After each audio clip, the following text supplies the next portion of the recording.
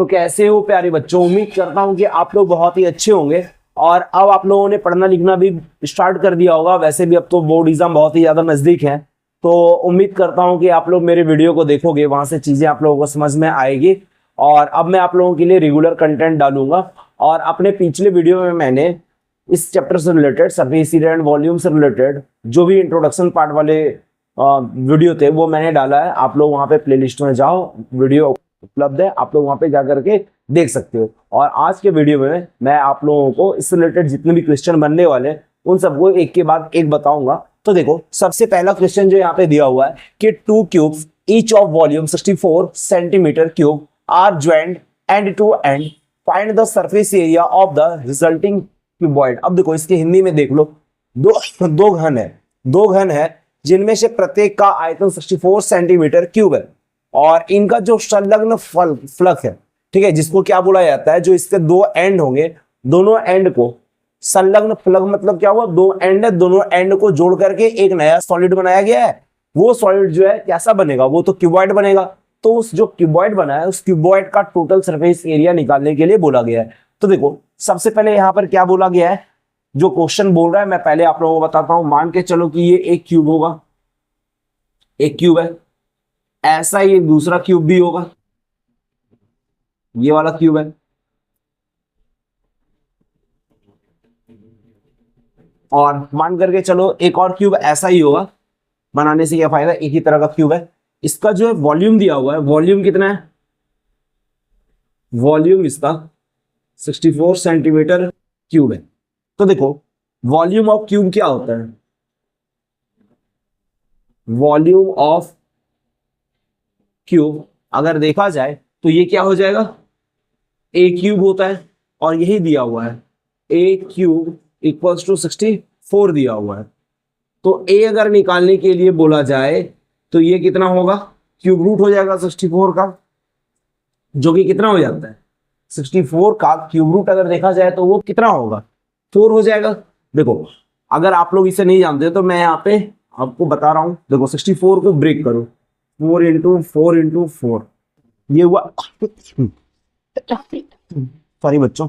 देखो, अब ये क्यूब रूट है ना, क्यूब रूट मतलब क्या हुआ, 3 का 1 लेना है। अगर यहाँ पे इसके अंदर में 3 चीजें रूट के अंदर, तो एक बाहर कर लो, तो यहां से एक 4 बाहर आ गया, यानी ये क्या बना, 4 सेंटीमीटर। यानी अब जो इससे रिजल्टिंग जो क्यूबॉइड बनेगा वो 4 सेंटीमीटर का होगा। तो देखो, मैं आप लोगों को यहाँ पे ड्रॉ करके दिखा रहा हूं। देखो, मान करके चलो ये पहला वाला क्यूब था, ये दूसरा वाला क्यूब हो जाएगा,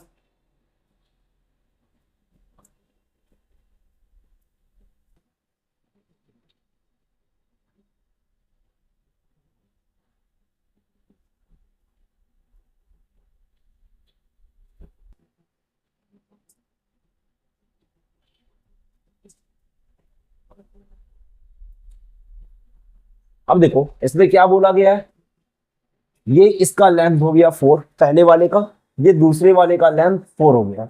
अब देखो, ये तो हाइट है, हाइट भी 4 है, और ये जो होगा ये इसका ब्रेथ मान लो, या इसे ब्रेथ मानो, इसे हाइट मानो, जो मान सकते हो, ये भी 4 गिवन है।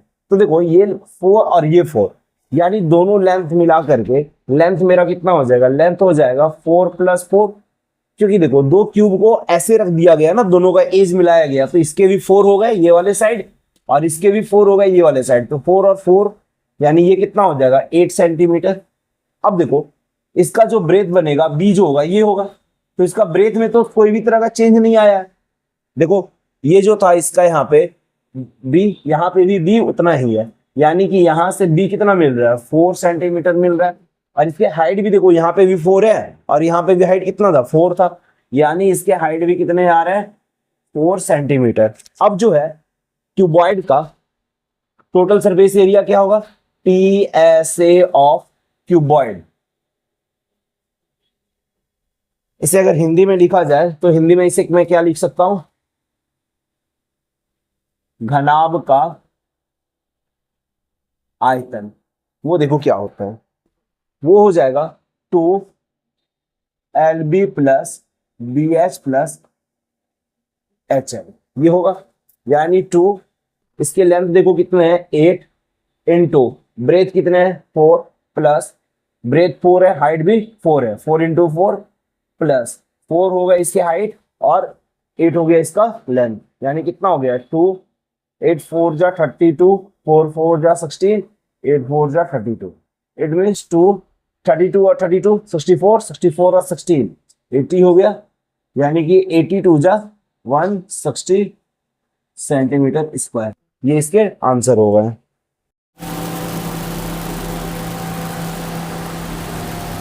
तो बच्चों देखो क्वेश्चन नंबर 2 ये है, इसमें क्या बोला है कि a vessels is in the form of a hollow hemisphere mounted by a hollow cylinder.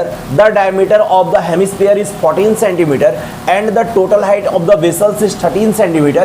Find the inner surface area of the vessels. ठीक है, अब देखो हिंदी में इसका क्वेश्चन का आंसर देखो कि कोई एक बर्तन है, ठीक है, कोई वेसल्स है जो कैसा है, अंदर से हॉलो है, खोखला है, ठीक है, और खोखला अर्धगोला का बना हुआ है, यानी कहने का मतलब जो है उसका जो नीचे वाला जो उसका सरफेस है वो कुछ ऐसा है, हेमिस्फीयर के शेप का है, ऐसा शेप का है, ऐसे शेप का है वो। अब इसमें क्या बोला है कि जिसके ऊपर एक खोखला बेलन है, इसके ऊपर में क्या किया गया है, एक सिलेंडर को रखा गया है, अर्धगोले का व्यास 14 सेंटीमीटर है और बर्तन का कुल ऊंचाई 13 सेंटीमीटर दिया हुआ है। इस बर्तन का आंतरिक पृष्ठीय क्षेत्रफल ज्ञात करने बोला है, यानी इनर सरफेस एरिया बोला है निकालने के लिए। तो देखो सबसे पहले इसका जो है डायग्राम ड्रॉ कर लेता हूँ मैं। देखो इधर पे सबसे पहले इसका डायग्राम ड्रॉ करता हूँ। तो देखो डायग्राम बोला क्या है, सबसे पहले मान करके चलो एक हॉलो सिलेंडर है और उस हॉलो सिलेंडर को क्या किया गया है, यानी हॉलो मतलब अंदर से ये पूरा खाली है। अब इसको तो देखो बच्चों यहाँ पे एक सिलेंडर है, ये सिलेंडर कैसा है, हॉलो सिलेंडर है। अब देखो इस हॉलो सिलेंडर के नीचे एक हेमिस्फीयर को रखा गया है, यहाँ पे इसके नीचे में क्या है, एक हेमिस्फीयर है, ये रहा हेमिस्फीयर। अब देखो इस पूरे वेसल्स की जो हाइट है, इस पूरे की जो हाइट है वो कितनी दे रखी है, वो 13 सेंटीमीटर दे रखी है। देखो यहाँ पे टोटल हाइट जो है वो 13 सेंटीमीटर है, यानी एच इसका 13 है।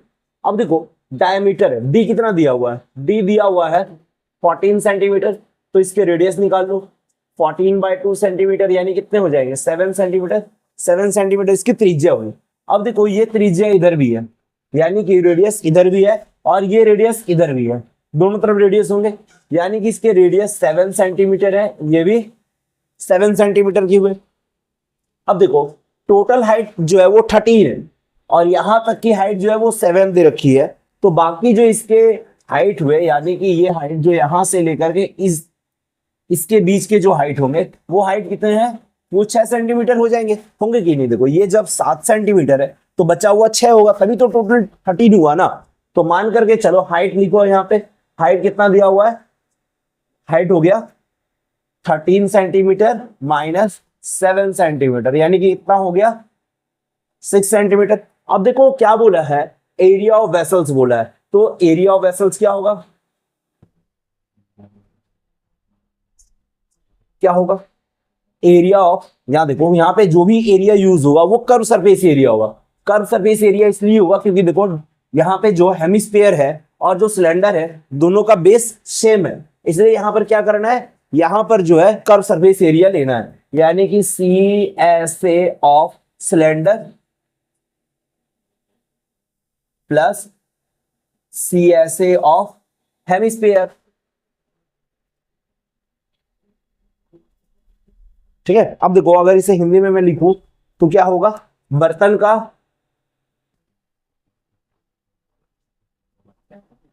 क्षेत्रफल बराबर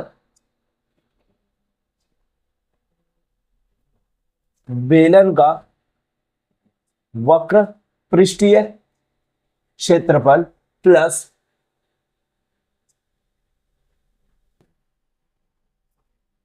अर्धगोले का वक्र पृष्ठीय क्षेत्रफल। अब देखो ये क्या होगा, यहां से CSA ऑफ सिलेंडर क्या हो जाता है, ये होगा पाई आर 2πr/h। अब देखो curve surface area of hemisphere क्या होगा, इसमें क्या हो जाता है 2πr²। अब देखो यहां से 2πr, देखो दोनों के रेडियस ये वाले रेडियस और ये वाले रेडियस दोनों सेम है, इसलिए यहां से मैंने क्या किया, r कॉमन ले लिया, 2 दोनों जगह पे 2 कॉमन ले लिया, पाई की वैल्यू 22/7 दोनों जगह पे होंगे, इसलिए पाई भी कॉमन ले लिया। यहाँ पे h बचा, यहाँ पे क्या बचेगा, यहाँ पे r बचेगा। अब देखो 2 पाई की वैल्यू 22/7, रेडियस 7 है, देखो रेडियस 7 है, हाइट कितने हो गए, हाइट है 6 और रेडियस है 7, यानी कि ये 7 और ये 7 में काट सकता हूँ, 22 इंटू 2 44 इंटू 7 और 6 13 हो गए, 13 4 जा 52 और 52 और 5 57, ये हो गए इस वेसल्स के एरिया। तो ये इसका फाइनली आंसर हो गया।